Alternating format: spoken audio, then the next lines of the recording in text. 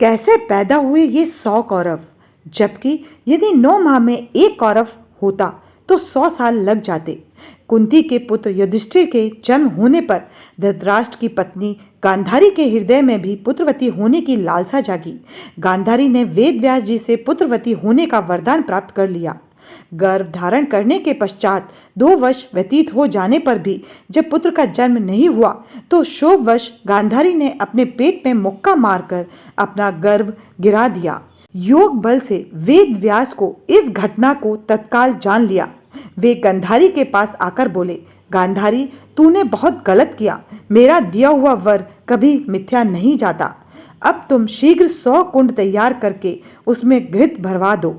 गांधारी ने उनकी आज्ञानुसार 100 कुंड बनवा दिए। वेद व्यास ने गांधारी के गर्भ से निकले मांस पिंड पर अभिमंत्रित कर जल छिड़का, जिसे उन पिंडों के अंगुली के पोरों के बराबर 100 टुकड़े हो गए।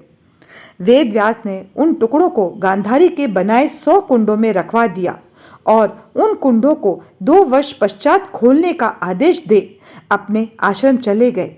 2 वर्ष बाद सबसे पहले कुंड से दुर्योधन की उत्पत्ति हुई। दुर्योधन के जन्म के दिन ही कुंती का पुत्र भीम का भी जन्म हुआ। दुर्योधन जन्म लेते ही गधे की तरह रेंगने लगा। ज्योतिषियों से इसका कारण पूछा जाने पर उन लोगों ने धृतराष्ट्र से बताया, राजन, आपका यह पुत्र कुल का नाश करने वाला होगा। इसे त्याग देना ही उचित है। किंतु पुत्र मोह के कारण धृतराष्ट्र उसका त्याग नहीं कर सके। फिर उन कुंडों से धृतराष्ट्र के शेष 99 पुत्र एवं दुशाला नामक एक कन्या का जन्म हुआ।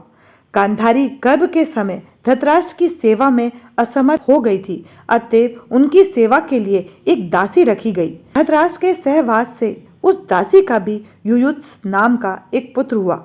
युवा होने पर सभी राजकुमारों का विवाह यथा योग्य कन्याओं से कर दिया गया। दुदुशला का विवाह जयद्रथ के साथ हुआ।